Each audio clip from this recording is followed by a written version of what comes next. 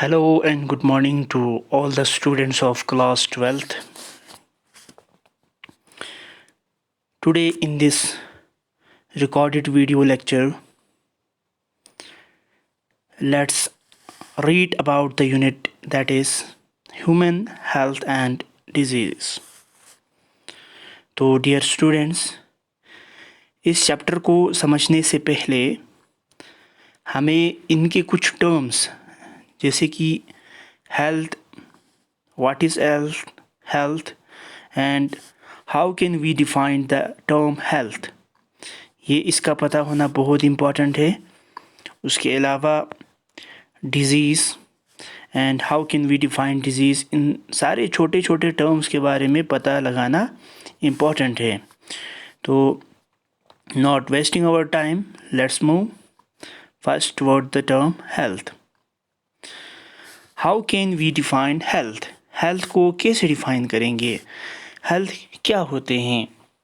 ठीक है, तो in order to define the term health, the well definition is stated by World Health Organization. तो World Health Organization ने health का definition जो है बहुत बेहतरीन तरीके से दिया गया है. इसको 1948 में WHO ने डिस्क्राइब किया था या डिफ़ाइन किया था.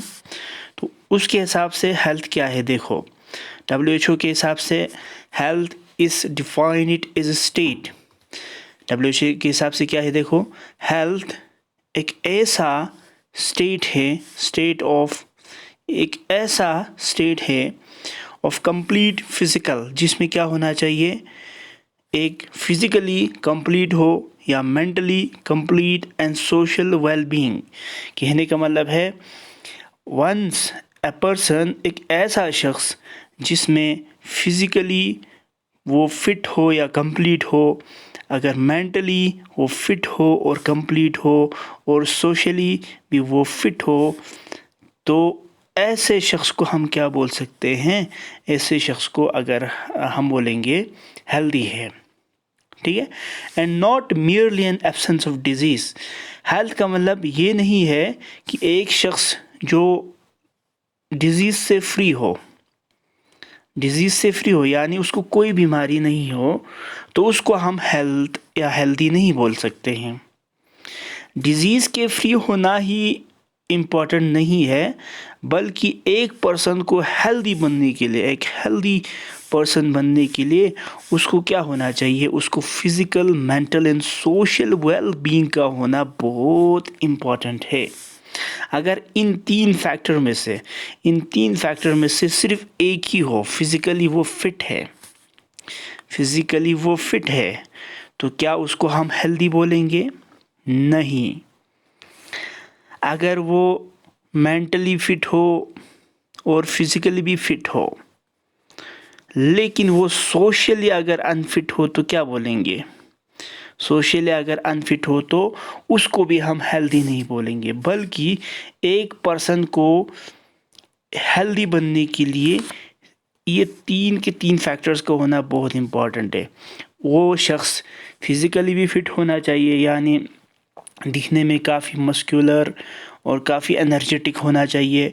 उसके अलावा मेंटली मींस यानी वो सोचने में, हारमोनी में. ठीक है, उसके अलावा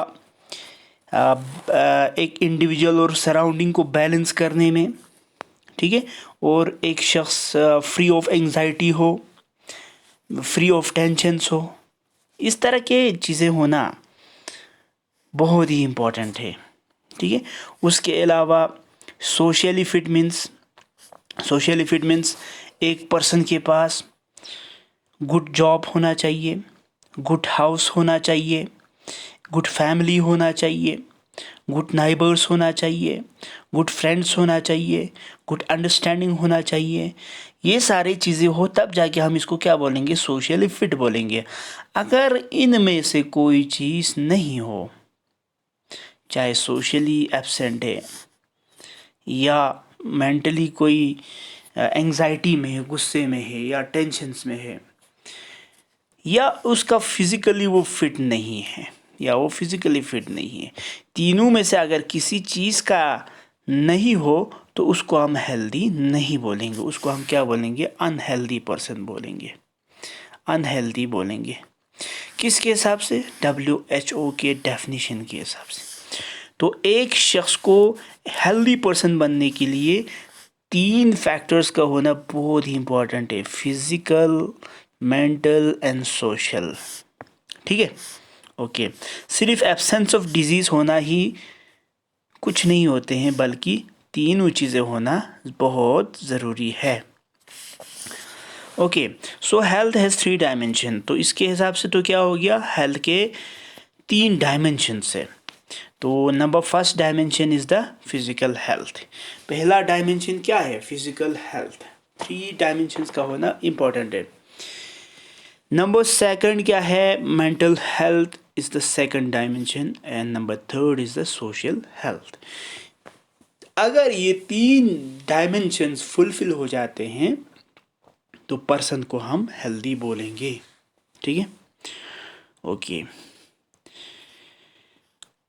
फैक्टर्स अफेक्टिंग हेल्थ। अब एक शख्स हेल्दी कब नहीं हो सकते हैं, जब उस पर कुछ फैक्टर्स के असरात हो जाते, इफ़ेक्ट्स हो जाते हैं। हेल्थ पर कुछ फैक्टर्स असर करते हैं जिसकी वजह से वो क्या हो जाते हैं, अनहेल्दी हो जाते हैं। वो फैक्टर्स क्या क्या हैं, देखो। Number first factor is the physical environmental factors. पहला फैक्टर उसका फिजिकल इन्वायरमेंटल फैक्टर है। ये क्या होते हैं, देखो। फिजिकल इन्वायरमेंटल फैक्टर में फॉर एग्जांपल ये कुछ ऐसे चीज़ें जो फिज़िकली बाहर हमें नज़र आ जाते हैं इन्वायरमेंट में, उन चीज़ों की, जैसे फॉर एग्जांपल लाइट। लाइट एक ऐसा फैक्टर है जो आपके हेल्थ पर असर लगाते हैं। ठीक है, उसी तरह से इन्वायरमेंट में हमारे पास टेम्परेचर। टेम्परेचर एक ऐसा फैक्टर है जो आपके हेल्थ पर अफेक्ट करेगा। उसके अलावा अगर फिज़िकल देखेंगे तो कोई डिज़ास्टर देखो, नेचुरल डिज़ास्टर है, कोई नेचुरल डिज़ास्टर आ जाते हैं तो natural disaster is a physical factor, physical environment factor, जो क्या करते हैं, आपके हेल्थ पर असर करते हैं वगैरह वगैरह। जैसे रेनफॉल हो, आप किस जगह पर रहते हैं, ये सारी चीज़ें क्या है, ऐसे फैक्टर्स है जो इन्वायरमेंट में है और इनकी वजह से हेल्थ पर असर होते हैं, इनकी वजह से हेल्थ पर असर होते हैं। टेम्परेचर, टेम्परेचर देखो, बहुत ज़्यादा ठंड होना, ठीक है, तो इसकी वजह से आपके हेल्थ पर, आपके फिज़िक्स पर, आपके फिज़िकल पर क्या हो जाते हैं, कुछ ना कुछ असर तो हो जाएगा। डिज़ास्टर की वजह से क्या हो जाते हैं, फॉर एग्ज़ाम्पल कुछ नुकसान आ जाते हैं, आप एंग्जाइटी में चले जाते हैं या आप डिप्रेशन में चले जाते हैं, आपको परेशानी हो जाते हैं, जिसकी वजह से आपका मेंटल हेल्थ जो है वो ठीक नहीं रहते हैं। या क्या हो जाते हैं, डिज़ास्टर की वजह से आपकी सोसाइटी में कुछ ना कुछ टेंशन्स क्रिएट हो जाते हैं, आपके फैमिली में कुछ टेंशन्स क्रिएट हो जाते हैं। तो इस तरह की चीज़ों से आपके कॉन्फिडेंस पर असर हो जाते हैं, आपके बहुत सारे इंटरनल फैक्टर्स पर, इथिक्स पर असर हो जाते हैं। तो इन चीज़ों को हम बोलते हैं कि ये वो चीज़ें हैं, फिज़िकल इन्वायरमेंटल फैक्टर्स हैं जो आपके हेल्थ पर कुछ ना कुछ असर करते हैं। लाइट की वजह से भी हो जाते हैं। जैसे एक अंधेरे कमरे में अगर एक पर्सन को रखेंगे, दूसरा अगर एक बहुत ज़्यादा लाइट वाले कमरे में अगर पर्सन को रखेंगे तो इन दोनों की सोच में काफ़ी डिफरेंस होगा। ठीक है, और काफ़ी थिंकिंग प्रोसेस पर, मेंटल हेल्थ पर इनके काफ़ी असर पड़ते हैं। तो light is also an important factor जो आपके हेल्थ को क्या करते हैं, डिसाइड करते हैं, उस पर असर करते हैं। ठीक है, नंबर नेक्स्ट देखो, सोशल इन्वायरमेंटल फैक्टर्स।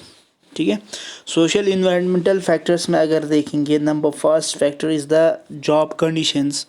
उसके अलावा अगर आप देखेंगे हाउसिंग कंडीशंस, उसके अलावा अगर आप देखेंगे फैमिली एटमॉस्फेयर और रिलेशनशिप्स। ठीक है, इन फैक्टर्स के बारे में हम फर्दर लेक्चर्स में अच्छे से पढ़ेंगे। Thank you so much for listening me, thank you so much.